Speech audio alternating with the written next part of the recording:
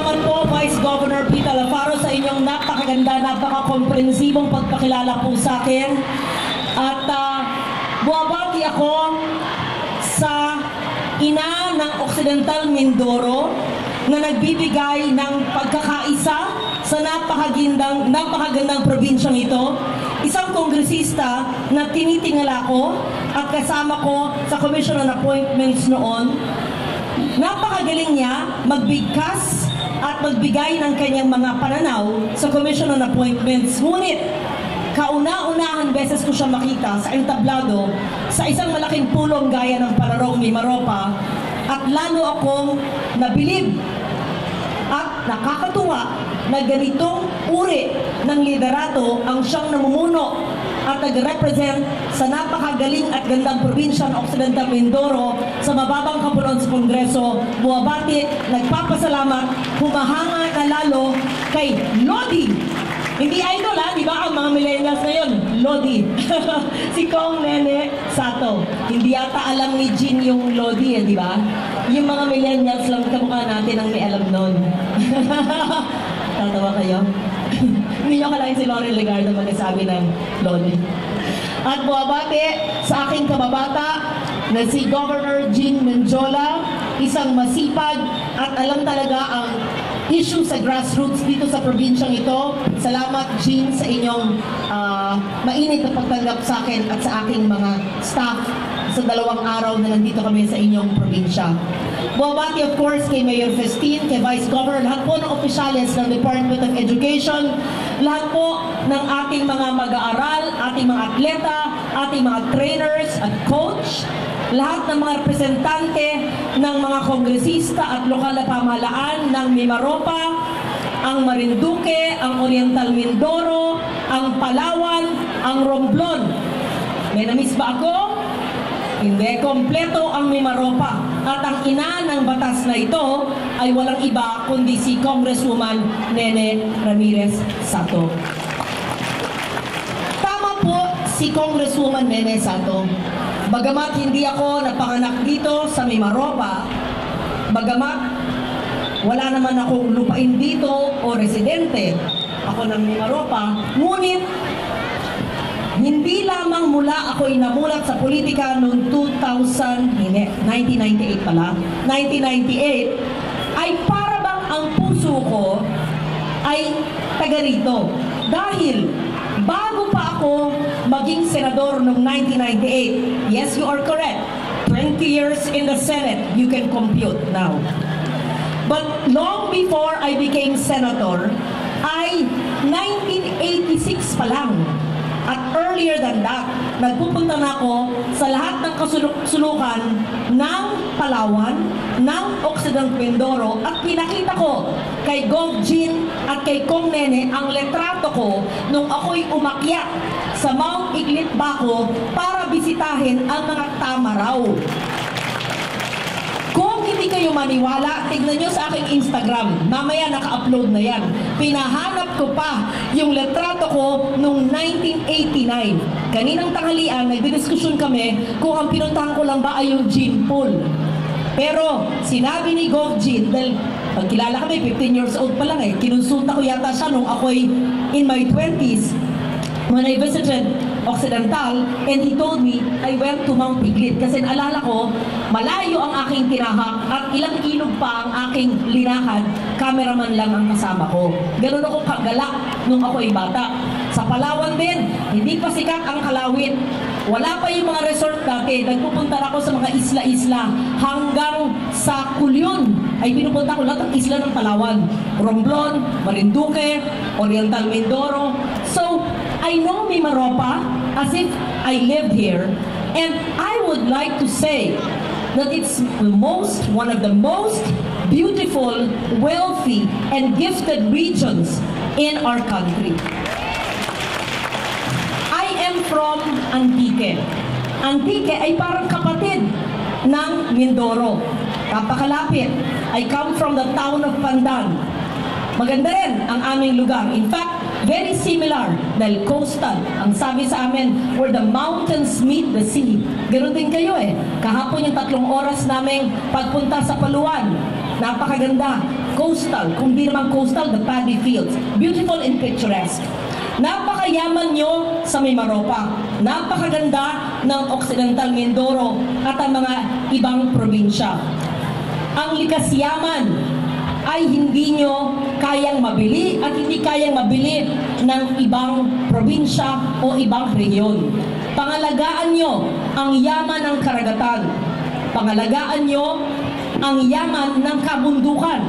Pangalagaan nyo ang yaman ng biodiversity na siyang expertise ni Kong Nene. Ang ating flora at fauna.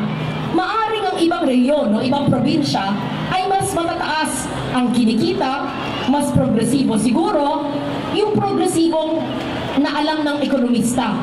Ang hindi natin na measure is the wealth of the natural resource.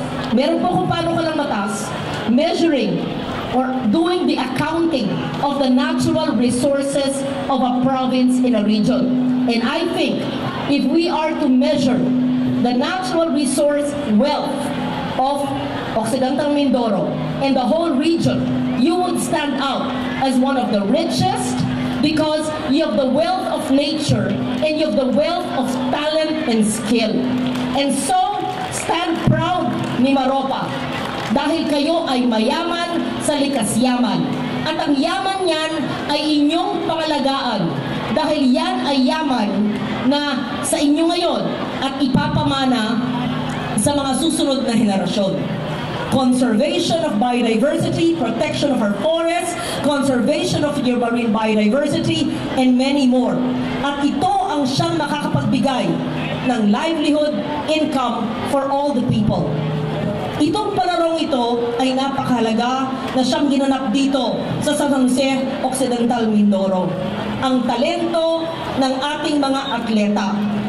Higit sa inyong talento, ang pagod sa inyong training, ang pagpupuyat, ang pagbabanat ng buto, ang sugat ng iba, ngunit lahat ito ay tungo sa inyong layunin na mag-ensayo at manalo.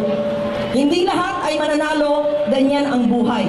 Pero ngayon pa lang, kung pinakita nyo ang inyong kagalingan, base na rin sa inyong skills, complete staff work, at inyong disiplina, ay panalo na kayo.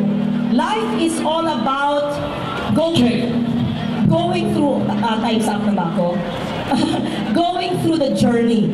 Sabi nga nila, the journey is short, but let's make the most of it. So, to all the athletes, to the trainers, the coaches, your teachers, and your parents, those who funded you, those who provided for your trip, those who paid for your transport, those who helped you buy your uniforms, all those who taught you, value it, appreciate it, recognize it. Ang pinakamalaga, tingin ko sa buhay ay disiplina. I would not be where I am now if I was not disciplined as a child, as a teenager, as a journalist, and as a senator. Bilang atleta, nakikita nyo na ang disiplina ay napakahalaga sa inyong pagtatraining. Kaya, sa pagkakataong ito, ako ay nagpapasalamat na ako'y naimbita para magbigay ng mensahe sa Mimaropa Palaro ngayong araw na ito. At ako'y nagbibigay ng aking congratulations sa lahat ng atleta na dumayo pa dito sa San Jose para makilahok sa Palaro.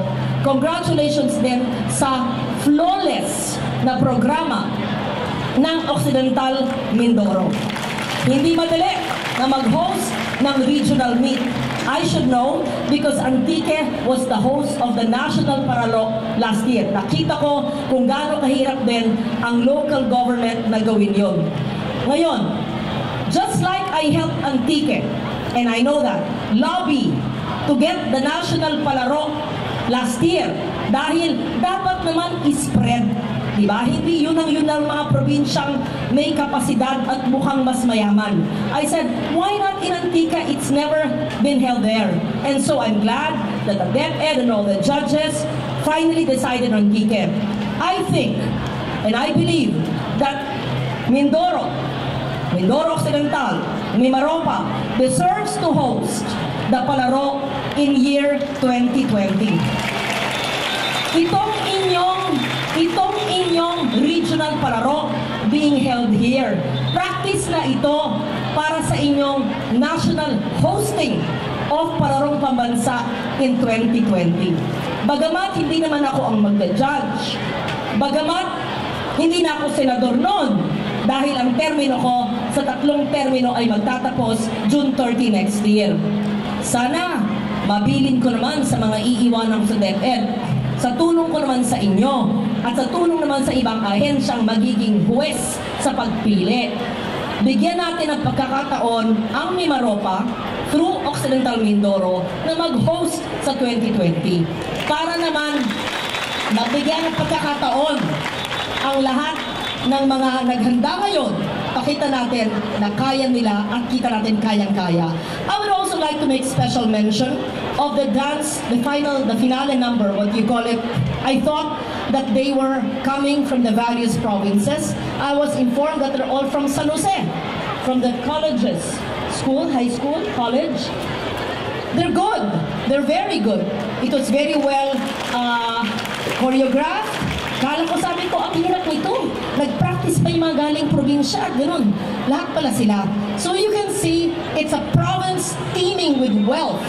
Wealth of nature, wealth of talent, and wealth of beauty, and wealth of skill and brilliance, which is also exemplified by the wealth of the region. Kaya, maraming salamat, Gov. Jean, Kong Nene, sa inyong pag-imbita sa akin sa nakarang 2 araw. It's been a heartfelt and soulful 2 days, from the energization of a solar plant in remote Paluan to the Women's Month celebration this morning and the beautiful Palaro festivities. I am so overwhelmed by the hospitality, by the efficiency, by the beauty of it all. Kaya maraming salamat, Mimaropa. Maraming salamat, Provincial Government of Occidental Mindoro. Good luck po sa ating mga atleta. At bago ko matapos, gusto ko lang pasalamatan ang ating military, the AFP, and the police. Sobrang magbantay sa aming lahat. Hindi naman ako kailangang bantayan. Pero puro matikas at mga listong-listo at mga lista. Lalo na yung aking 2 close-in na babaeng PNP. Hindi nyo masingitan ang mga mata nila, palagi nakatitig sa akin.